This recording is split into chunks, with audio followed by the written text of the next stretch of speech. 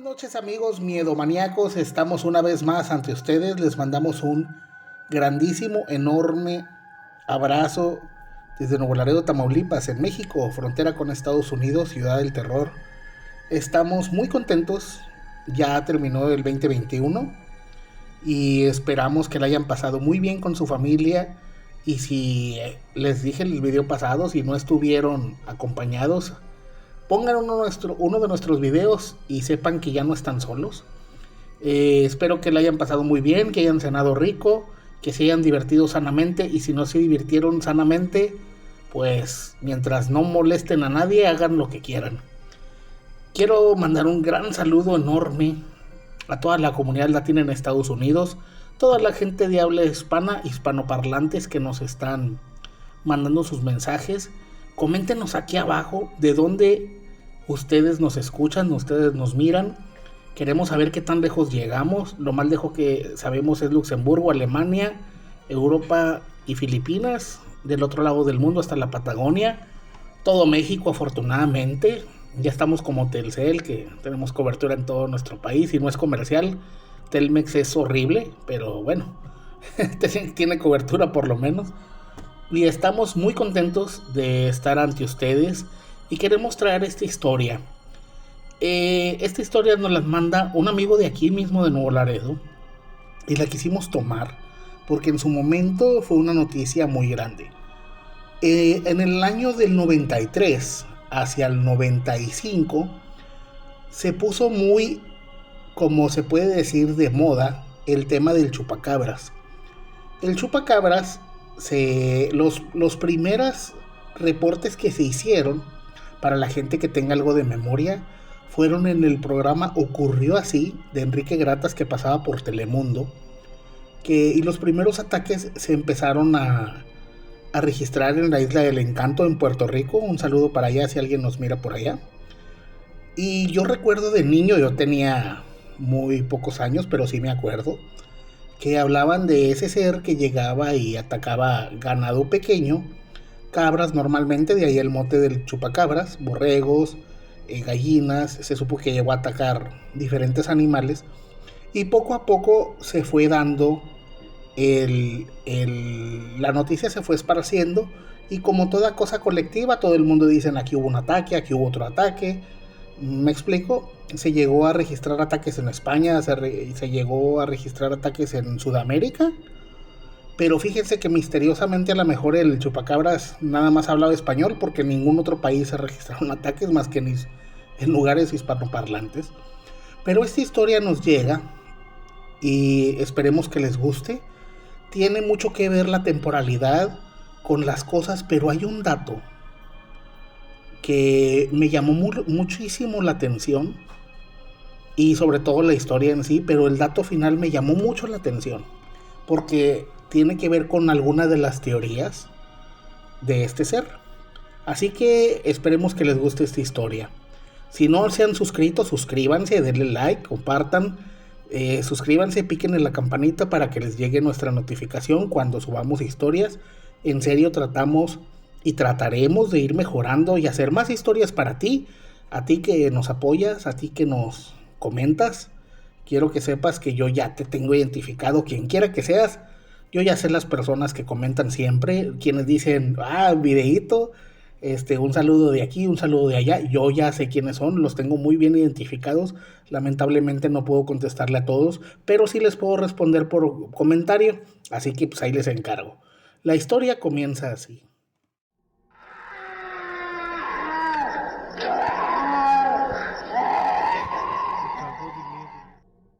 Hola, ¿cómo están? Amigos de Miedo 867, es un orgullo que este canal sea de mi ciudad natal, Nuevo Laredo, donde todavía radico. Soy una persona que me puedo decir que yo sí soy de rancho. Siempre me ha gustado el ambiente del rancho, el aire de campo, el olor a caca de vaca. Es una broma, pero me gusta todo ese tipo de ambiente, esa sensación de estar trabajando en la tierra o andar agarreando ganado. A mí me llama mucho la atención y eso se heredó de generación en generación. No voy a decir mucho el lugar donde pasó porque pues la gente es bien chismosa y luego nunca te creen, pero su canal me llama mucho la atención porque siempre se en datos muy certeros y datos que pueden servir y dan mucho de qué hablar. Me gustó mucho la historia de los niños perdidos en el mar. Me pareció una historia muy interesante y espero que les guste mi historia. Aproximadamente como en el año 93-94 empezó a haber una crisis económica. Recuerdo que yo tenía aproximadamente 15 años. Mi papá y mi familia siempre fueron de monte, siempre ellos nacieron en Coahuila y compraron un rancho acá a las afueras de Nuevo Laredo, por más o menos por los que sean de aquí, en la carretera Piedras Negras Nuevo Laredo, a la altura del Puente 3, un poco más para allá. Era un ranchito pues bastante, digamos que bastante próspero. Estaba muy bien ubicado porque se hacían muchas presas naturales. Entonces nuestro ganado siempre tenía pues buena hidratación y tenía muy buena calidad de alimento. Entonces nunca anduvimos batallando por ese aspecto. Pero pasó que en el 94 hubo una crisis muy fuerte, que a algunas personas les fue muy mal, pero en el caso de mi papá le fue muy bien, porque teníamos aproximadamente unos 300 borregos y teníamos cabras también y teníamos vacas. Desafortunadamente todo eso se fue perdiendo después del 2005 hasta la fecha.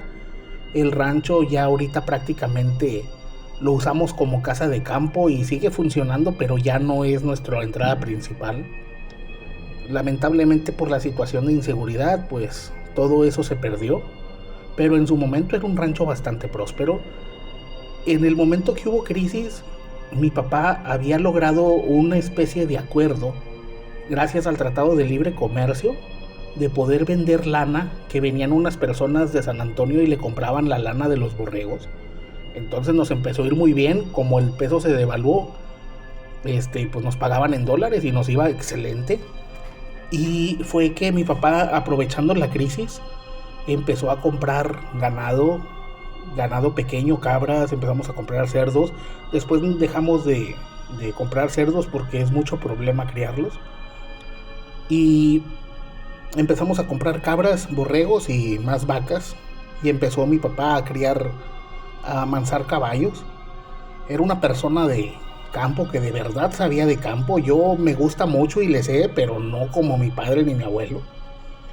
Pero más o menos en la época de Navidad del 94 y en Año Nuevo, recuerdo que fue lo del levantamiento del ZLN. Por eso no se me olvidan las fechas. Teníamos en ese momento un familiar que era militar y que le tocó ir a Chiapas. Entonces no se nos olvidan esas fechas. Recuerdo que todo estaba bien, al parecer nos empezó a ir bien. Pero una mañana aparecieron muertos cerca de 20 borregos. Y la verdad no hubo ninguna explicación qué les pasó.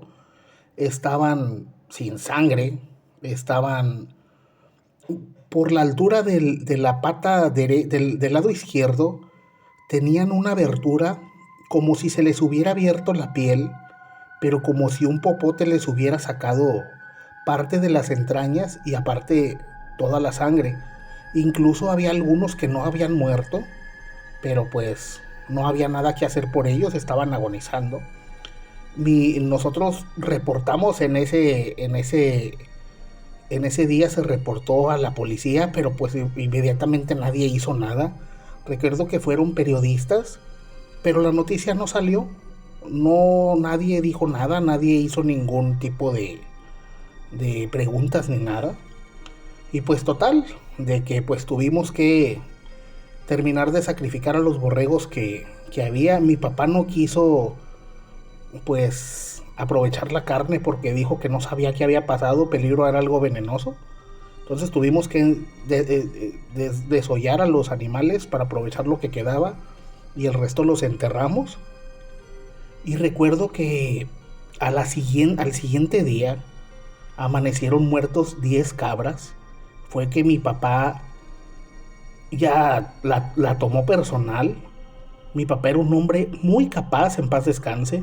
Era un hombre que te podía capturar un conejo con 2 ramas, con una zanahoria y con una taza te lo podía cocinar y hacer una receta gourmet. Era una persona que estaba muy bien adaptada al campo.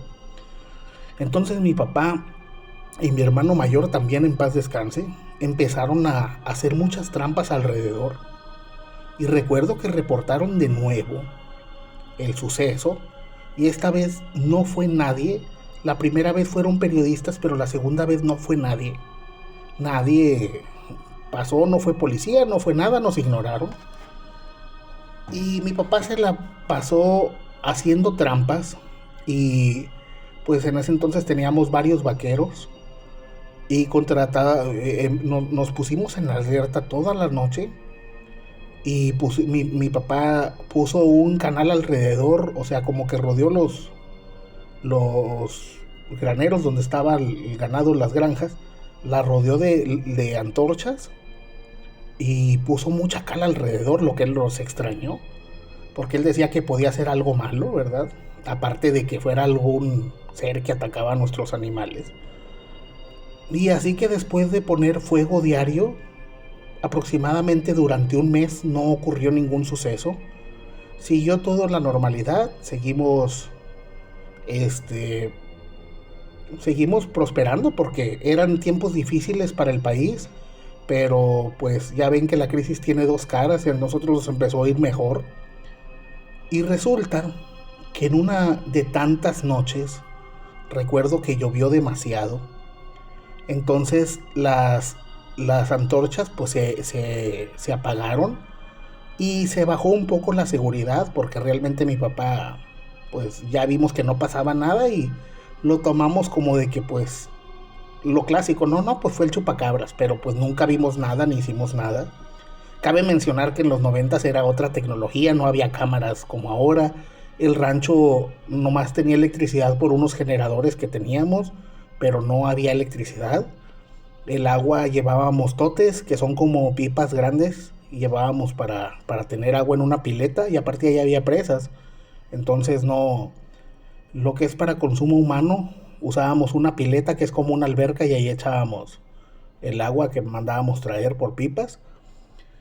Y esa noche aún recuerdo que pues no se nos olvida porque fue el cumpleaños de mi madre y hicimos una comida en el rancho y pues empezó la lluvia y total de que pues ya nos quedamos en lo que era la galería de la casa, de la casona que teníamos ahí. Era una casa chica, ¿verdad? Pero le decíamos casona de cariño.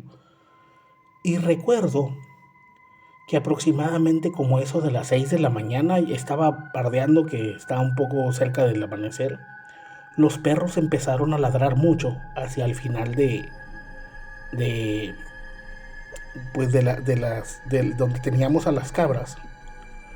Y recuerdo, al final estaban los gallineros, donde guardábamos para tener huevo fresco, teníamos algunas gallinas. Y mi papá me mandó con mi hermano, y me acuerdo que fuimos con machete en mano, porque pues pensamos que algo había pasado, que se había metido algún ladrón.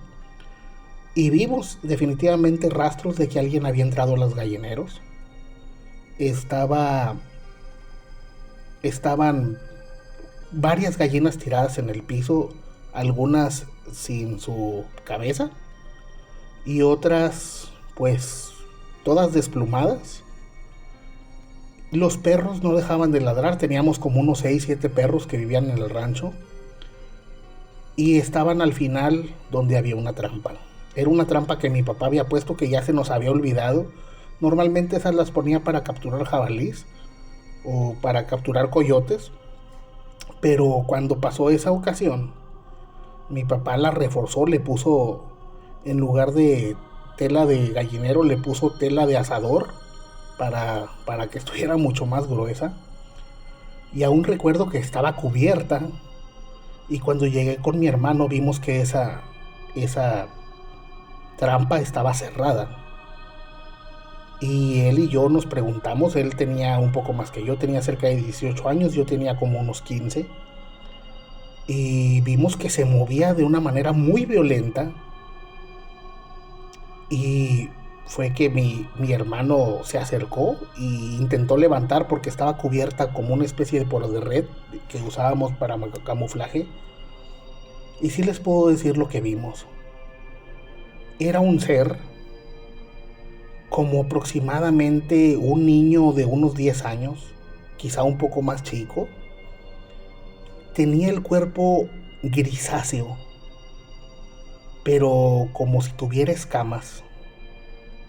Era un ser con ojos grandes, rojos. No era ningún animal que conociéramos. Recuerdo que lo vimos, tan pronto lo descubrimos, lo vimos y se empezó a mover de una forma extremadamente violenta. Les puedo decir sin haberlo medido que era un ser demasiado fuerte. Golpeaba la trampa y esta se cimbraba. Era imposible que la rompiera porque estaba demasiado bien hecha. Mi papá era un excelente herrero. Pero se movía la jaula de una forma grandísima. Y sí vimos que adentro de la jaula había algunas gallinas que este ser se había llevado. Y fue entonces que mi hermano, que era más grande y fuerte que yo, salió corriendo como niño, llorando, casi llorando, y yo también seguí atrás de él. Fuimos con mi papá y le dijimos lo que habíamos visto. Mi papá, ni tardo ni perezoso, sacó una carabina que teníamos ahí. Y llegamos y ya fuimos toda la familia de chismosos a ver. Y recuerdo que vimos al ser ese. En ese momento sí les juro que pues la tecnología no era lo de ahora. Mi mamá teníamos una cámara de esas de rollo que ni siquiera tenía flash. De esas cámaras que uno le tenía que girar a una ruedita y apuntar, y ahora sí nadie se mueva durante 5 segundos en lo que sale la foto. Y pues empezamos a tomarle fotos al ser. Y el ser se movía demasiado violento. Y empezó a golpear mucho la puerta principal de la trampa. Y en un momento logró romper una de las cerraduras, y traía 4. De un golpe dobló la puerta, la puertecita, y se empezó a debilitar la puerta. Todos nos sacamos, todos parecíamos estar pues con miedo. Evidentemente era un ser que jamás habíamos visto. Estoy seguro que era lo que se llama chupacabras. Y estaba demasiado inquieto, pero no contábamos con los pantalonzotes de cholo que tenía mi papá. Y no se anduvo con fregaderas y que le disparan. Y el ser soltó una especie entre grito, chillido y gruñido que nos heló la sangre a todos, hasta a mi papá, aunque lo hubiera negado. Y este ser ya se hizo bolita y se quedó quieto. Y ya llegamos más confiados a verlo. No estaba herido de muerte, estaba herido, pues no sé si se le dio en el estómago o en algún lugar. Pero notamos que en uno de sus brazos traía un brazalete que traía una lucecita que parpadeaba, que en ese entonces pues no podría decir, no sabíamos qué era. Era como esas cosas que se le ponen los aretes que se le ponen al ganado para identificarlo. Pero este ser traía un brazalete que emitía una lucecita y un ligero pillido, muy ligero, casi imperceptible. Y entonces mi papá fue hacia el CB. El CB es un radio de frecuencia que usan mucho en los ranchos, que se usa para comunicarse. Y teníamos un radio y mi papá le hizo una llamada a otro hermano que estaba en Nuevo Laredo y le dijo que le hablara a la policía, que porque pues había capturado al chupacabras, ¿verdad? Prácticamente puedo decirles lo siguiente. Tan pronto dijo eso, no pasaron ni menos de 10 minutos cuando el lugar se llenó de militares. Pero estos militares no eran los militares de los años 90 que uno conocía. Les puedo asegurar que no eran militares, es segurísimo que no eran militares. Traían armas que en ese momento el ejército mexicano no tenía.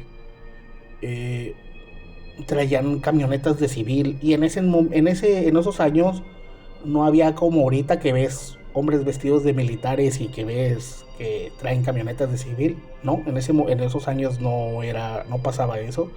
Nuevo Laredo era una de las ciudades más seguras que había en México, pero sí llegaron en camionetas, pues, de civiles, y llegaron muchos, al parecer, militares. Y recuerdo que rodearon el rancho. Y llegaron, lo que nos sacó de onda fue que llegaron apuntándonos. Y estamos hablando de que llegaron y tírense al piso. A mi papá pues lo apuntaron porque él traía una escopeta. Y nos hicieron primero sentarnos en el piso. Ya después nos pasaron a la casa. Revisaron absolutamente todo lo que teníamos. A mi mamá le quitaron la cámara de fotografías que tenía. Y fue un grupo de estos señores. Y así como andaba la jaula entera, la cargaron y la subieron a una van, una camioneta van. Y la cerraron y se fueron. Dejaron algunos animales ahí, se llevaron unos que todavía estaban vivos. Y dijeron que eran elementos del ejército mexicano.